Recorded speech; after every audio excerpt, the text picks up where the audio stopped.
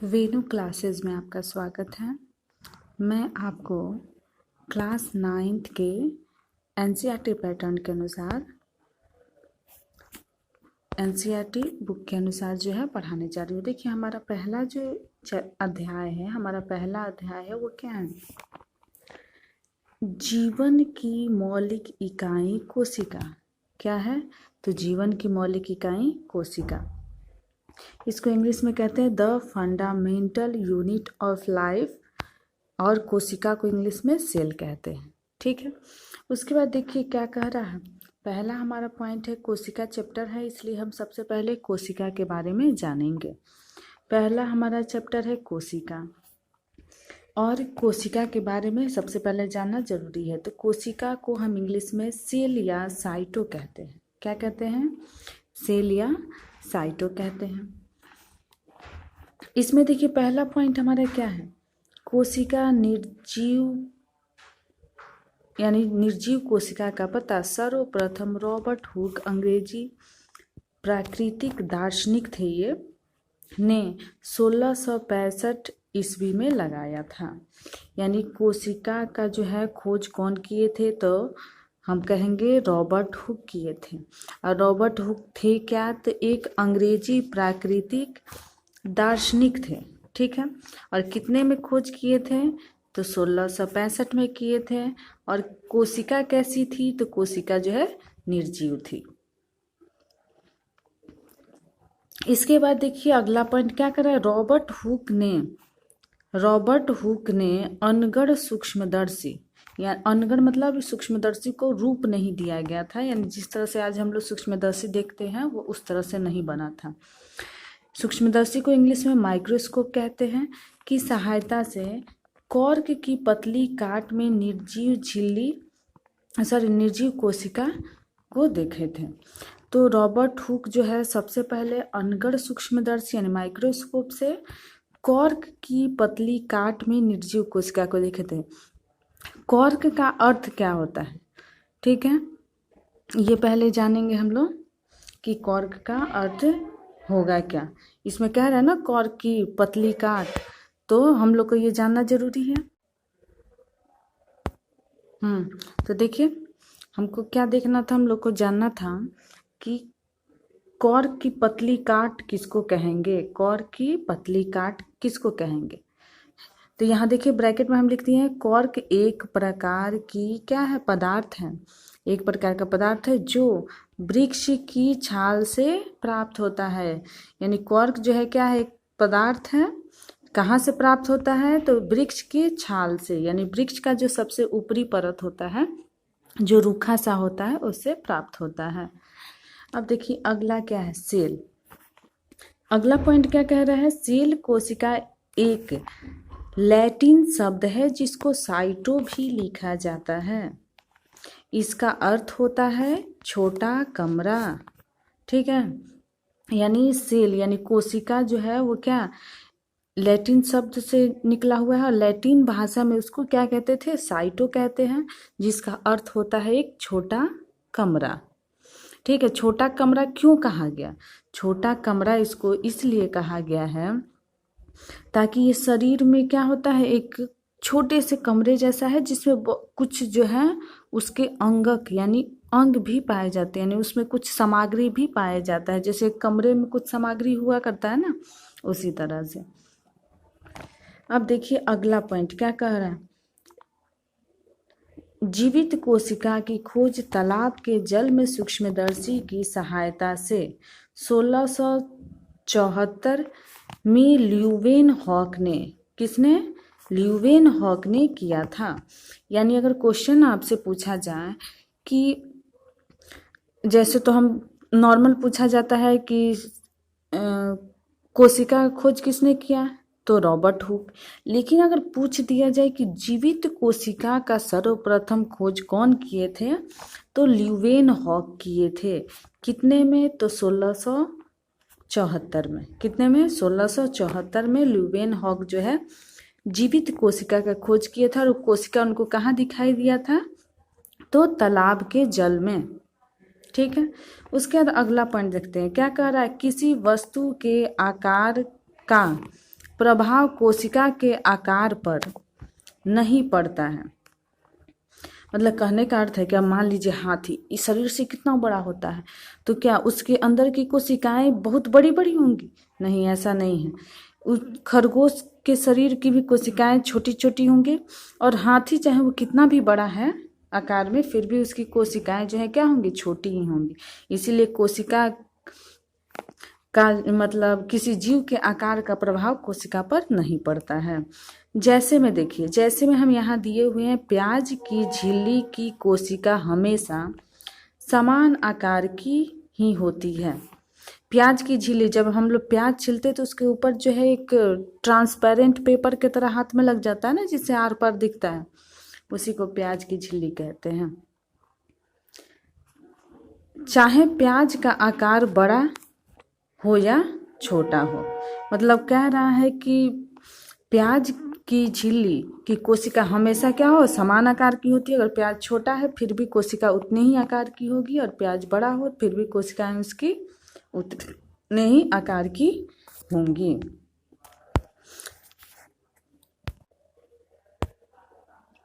देखिए, अगर आप जो है हमारे चैनल से जुड़े रहना चाहते हैं तो हमारे चैनल को सब्सक्राइब कर लीजिएगा, ताकि आपको जो है समय समय पे वीडियो जो है मिलते रहेंगे। आपको हमेशा कोशिश रहेगा हमारा कि हम आपको जो है बहुत अच्छे तरीके से ही पढ़ाएं, ठीक है। अब देखिए, अगला पॉइंट पे चलते हैं। हमारे चैनल को सब्सक्राइब कर लीजिएगा। देखिए क्या कह रहा है, मनुष्य तथा सभी जीव जंतुओं का पूरा शरीर अनेकों कोशिकाओं से मिलकर बना होता है। यानी किसी भी चीज का, चाहे वो मनुष्य हो या कोई छोटा मोटा कीड़ा मकोड़ा हो या बड़ा बड़ा जीव भी हो, वो सब की कोशिकाएं क्या होती हैं? मतलब उसके शरीर में बहुत सारी कोशिकाएं होती हैं, बहुत सारी, जिसको गिनना संभव नहीं है ऐसे, ठीक है। और इसलिए वो क्या बहुकोशिकीय भी कहलाते हैं, बहुत सारी कोशिकाओं वाले जीव। इसलिए ऐसे जीवों को बहुकोशिकीय जीव कहते हैं। यानी जिन जीवों का शरीर जो है बहुत सारी, मतलब एक नहीं, इस तरह से बहुत सारी कोशिकाओं से क्या हो, उनका शरीर जो है क्या होता है? बना होता है। तो वो सब के किस में आ जाएंगे? बहुकोशिकीय में आएंगे। किस में आएंगे? बहुकोशिकीय में आएंगे। इसको मल्टी सेलुलर ऑर्गेनिज्म कहा जाता है। मल्टी सेलुलर मतलब बहुकोशिकीय, ऑर्गेनिज्म मतलब जीव, ठीक है।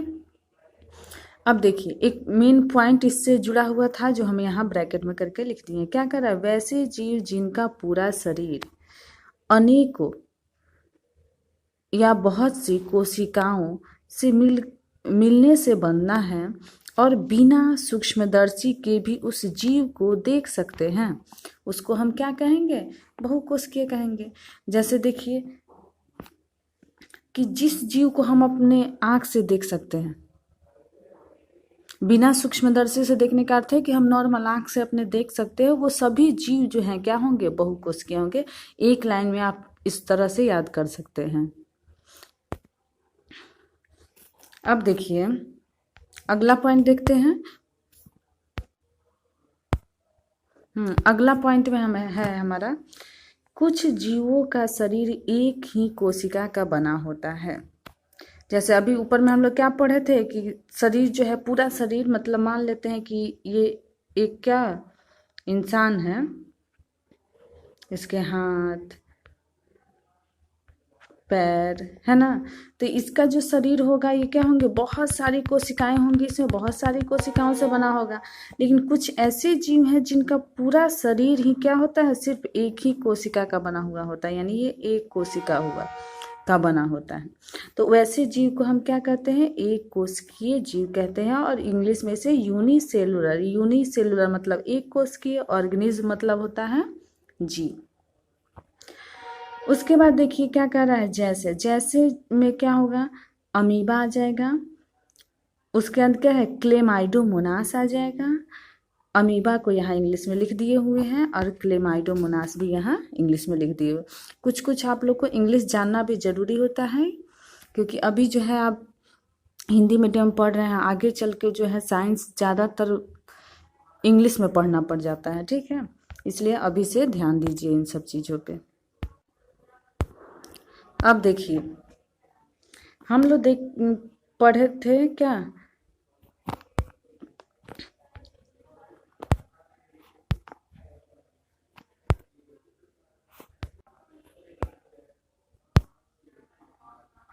अगर आप लिख नहीं पा रहे हैं, आपका छूट जा रहा है, तो इसको जो है हम जो है डिस्क्रिप्शन में जो है डाल देंगे, आप वहाँ से देख लीजिएगा, PDF बना के वहाँ डाल दिया जाएगा। अभी जो है फिलहाल आप समझने का कोशिश कीजिए। देखिए पैरामीशियम भी एक कोशिकीय जीव है, बैक्टीरिया भी क्या है, एक कोशिकीय जीव है। बैक्टीरिया को ही हम क्या कहते हैं, जीवाणु कहते हैं। क्या कहते हैं, जीवाणु कहते हैं। याद रखिएगा बैक्टीरिया को ही जीवाणु कहा जाता है। अब देखिए अमीबा देखते हैं। अमीबा पढ़े थे ना, एक कोशिकीय जीव का पहला एग्जाम्पल दिए थे हम, अमीबा। तो अमीबा का चित्र इस तरह से होता है, मतलब इसका कोई निश्चित आकार नहीं होता है। जैसे ये ऐसे है, हम चाहें तो इसको ऐसे भी दे सकते हैं, ऐसे भी दे सकते हैं, ठीक है। यानी इसका कोई निश्चित आकार नहीं होता है। इसमें देखिए कि इसका जो है ये बीच वाला भाग, ये जो भाग है, इसको हम क्या कहे हैं, केंद्रक। केंद्रक यानी केंद्र में उपस्थित भाग को ही हम क्या कहते हैं, केंद्रक कहते हैं। इसमें छोटे छोटे ये जो दिख रहे हैं, ये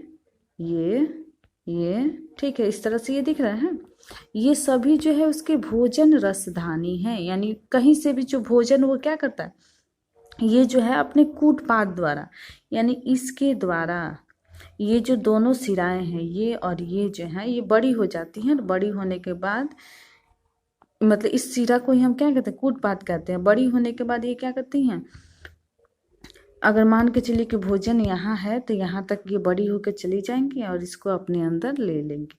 उसके बाद ये भोजन जो है इसमें चला जाता है, यानी रसधानी में चला जाता है, भोजन रसधानी में, जहाँ उसका पाचन होता है। फिर उत्सर्जन उसके किसी भी भाग से हो सकता है, यहाँ से भी हो सकता है, यहाँ से भी हो सकता है, यहाँ से भी हो सकता है, किसी भी भाग से हो सकता है, कोई निश्चित भाग नहीं है। इसमें जो ये काले काले ये जो डॉट डॉट इस तरह से दिख रहे हैं आपको, ये सभी जो है उसमें जीव द्रव्य को दिखा रहे हैं। कोई भी कोशिका तभी तक जीवित रहता है जब उसमें क्या हो, जीव द्रव्य पाया जाता है। इसके बाद देखिए क्लेमाइडोमोनास, ये दूसरा उदाहरण था हमारा एक कोशिका का, उसका चित्र ये है। इसमें देखिए ये जो बाहर ये इस तरह के बनावट वाले हैं, ठीक है, ये बाल जैसे होते हैं, बहुत पतले पतले लेकिन लंबे होते हैं। इसको कसाव भी कहा जाता है और फ्लैजिला भी कहा जाता है, ठीक है। इसको क्या कहता है, कसाव या फ्लैजिला कहा जाता है। ये क्या करते हैं, इसको गति देने का काम करते हैं। ये पानी में पाए जाने वाला जीव है, तो इसमें जो है गति होता है फ्लैजिला के कारण से। इसकी सबसे बाहरी ये जो परत आपको दिख रही है, इसी को हम कोशिका भित्ति कहते हैं। बीच में ये पाया जाने वाला जो ये भाग है, इसको हम केंद्रक कहते हैं। और इसके नीचे देखिए ये फ्लावर जैसा कुछ भाग दिखाई दे रहा है, ठीक है, इसको जो है हम पायरेनाइड कहते हैं, ठीक है। इसके बारे में विस्तृत रूप से आपको आगे के क्लास में पढ़ेंगे, ठीक है। आप जो 11th में जाएगा तो इसके बारे में विस्तृत रूप से पढ़ना है। उसके अलावा यहाँ बगल में ये और ये जो भाग हैं, इसको हम नेत्र बिंदु कहते हैं। नेत्र बिंदु कहते हैं, नेत्र बिंदु इसलिए कहते हैं क्योंकि वो आँख के समान ही वहाँ जो है संरचना पाई जाती है। ये देखिए इसमें जो ये खाली खाली भाग जो ये दिखाए गए हैं, इसमें इस तरह से ये वाले, ठीक है, लंबे लंबे, इसको हम क्लोरोप्लास्ट कहते हैं। क्लोरोप्लास्ट वही भाग है जिसमें क्लोरोफिल पाया जाता है। अब आप सोच रहे होंगे कि इसमें क्लोरोफिल क्यों पाया जाएगा, क्या ये पौधा है? तो देखिए बहुत सारे ऐसे जीव हैं जिनमें क्लोरोफिल पाया जाता है। इसलिए पाया जाता है ताकि वो सूर्य के प्रकाश की अनुपस्थिति में या किसी ऐसे जगह पर रहें जहाँ उनको क्या हो, प्रकाश से मतलब भोजन ना मिल पाने का से उनको प्रकाश से भोजन बनाना पड़े, तो इसलिए इनमें जो है पाए जाते हैं। देखिए पैरामीशियम जो है इसका क्या था, तीसरा जो है एग्जाम्पल था पैरामीशियम। ठीक है, अब देखते हैं इसमें, इसके पहले वाले में जो है क्लेमाइडोमोनास में हम देखे थे लंबा लंबा बाल जैसा भाग दो निकला हुआ था, उसको हम क्या फ्लैजिला कहे थे या कसाव कहे थे। इसमें जो छोटे छोटे ये जो बाल जैसे निकले हुए रहते हैं यहाँ, ये दिख रहे हैं, ठीक है, तो ये जो निकले हुए रहते हैं इसको हम सीलिया कहते हैं। क्या कहते हैं? सीलिया कहते हैं। मतलब आकार में छोटे होने के कारण से इसका नाम बदल जाता है, ये सीलिया हो जाता है, और बड़ा हो तो उसको हम फ्लैजिला कहते हैं। सीलिया की संख्या बहुत ज़्यादा होती है, फ्लैजिला जो है कम पाए जाते हैं। अब देखिए इसमें जो है ये इसका मुख द्वार कहलाएगा, यानी मुख वाला भाग, इसीलिए हम यहाँ कह रहे हैं कोशिका का मुख, या इसको हम क्या कहते हैं? साइटोस्टोम भी कहते हैं। क्या कहते हैं? साइटोस्टोम भी कहते हैं। इसमें जो ये कण हैं वो क्या हो रहे हैं? अंदर की तरफ जा रहे हैं, और जाने के बाद ये किस में जाएंगे? तो ये जो यहाँ दिख रहे हैं ये, इसको हम रसधानी कहते हैं। यहाँ भी ये भोजन रसधानी, तो इन सब में ये चले जाएंगे और फिर इनका क्या होगा? यहाँ पाचन होगा। ठीक है, पाचन होने के बाद ये रसधानी जो है इसके मतलब मुख के अलावा इन सभी भागों में कहीं भी ये क्या होते हैं? आ जाते हैं, और इनका जो है लिपट जाता है, और जो है अपशिष्ट पदार्थ बाहर निकल जाते हैं। उसके बाद देखिए ये छोटे छोटे जो हैं ये भाग, ये छोटे छोटे दिख रहे हैं ना, तो ये सभी जो है लघु केंद्रक कहलाते हैं। और इसी में इसी के समान ये जो बड़ा भाग होता है मध्य भाग में, इसको बृहत यानी बड़ा केंद्रक कहते हैं। ठीक है, इसको साइटोप्लाज्म भी कहते हैं। इसी तरह के इसमें जो है डॉट जैसे भाग भी और भी पाए जाते हैं, यहाँ जो है इसको हम साइटोप्लाज्म कहते हैं। उसके बाद देखिए ये उत्सर्जी पदार्थ हो गए जो यहाँ बाहर निकल रहे हैं रसधानी से। अब देखिए रसधानी इसमें जो है स्टार के रूप में भी पाई जाती है। यहाँ दो दिखाई दिया है, ऊपर की तरफ है एक, यहाँ नीचे की तरफ है, ये भी क्या है? रसधानी है। तो ये रसधानी मतलब इसमें जो पदार्थ होते हैं वो पाए जाएंगे, लेकिन इसमें भोजन का पाचन इसमें नहीं होता है। भोजन रसधानी यहाँ हो है, यहाँ जिसमें भोजन का पाचन होगा। उसके अलावा ये इसमें छोटे छोटे डॉट की तरह ये जो पूरे भाग में दिखाई दे रहे हैं वो इसके क्या हो जाएंगे? जीव द्रव्य होते हैं। बताए थे जीव द्रव्य अगर नहीं हो तो कोशिका में क्या होगा? भोजन का पाचन जो है, भोजन का पाचन क्या, उसमें कोई भी क्रियाएं नहीं होंगी और कोशिका जो है वो जीवित नहीं रहेगा। इसके बाद जीवाणु, जिसको क्या कहते हैं? बैक्टीरिया भी कहते हैं। तो अब देखते हैं जीवाणु, जिसको हम क्या बैक्टीरिया भी कहते हैं। इसमें इसका फिगर बनाया हुआ है। जीवाणु वैसे कई आकार के होते हैं, ये निश्चित उसका मतलब आकार एक ही प्रकार के जीवाणु का आकार है जो गोलाकार होता है। देखिए इसमें ये वाला जो भाग होता है इसको कसाविया फ्लैजिला कहेंगे। क्या कहेंगे? कसाविया फ्लैजिला कहेंगे। क्लेमाइडोमोनास में 2 फ्लैजिला थे, और इसमें जो है क्या है? एक सिंगल फ्लैजिला है जो लंबा होगा काफी। फ्लैजिला का काम क्या होता है? तो गति देने का कार्य होता है। इसमें जो ये बाहरी ये इस तरह की दीवार दिखाई दे रही है, इसी को हम क्या कहते हैं? कोशिका भित्ति कहते हैं। भित्ति का दीवार होता है या वाल होता है। ठीक है, अब देखिए इसमें जो ये रेसे जैसे ऐसे ऐसे लंबे धागे जैसे भाग दिखाई दे रहे हैं, उसी को हम क्या कहते हैं? डीएनए कहते हैं। डीएनए का फुल फॉर्म क्या होता है? डीएनए का फुल फॉर्म होता है डीऑक्सी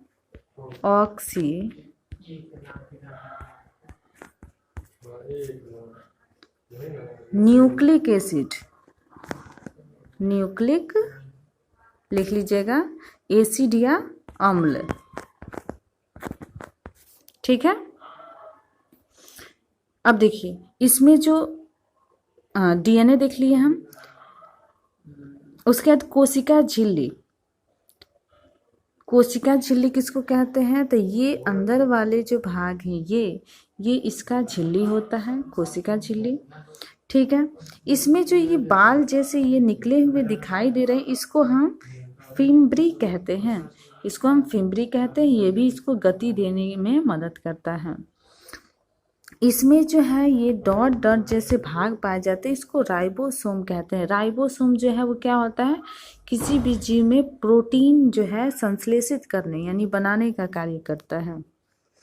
उसके बाद देखिए पॉलीसोम भी इसमें पाए जाते हैं। पॉलीसोम यानी जहाँ भी क्रोमोसोम की संख्या ज़्यादा मात्रा में पाई जाती है उसको हम क्या कहते हैं? पॉलीसोम कहते हैं।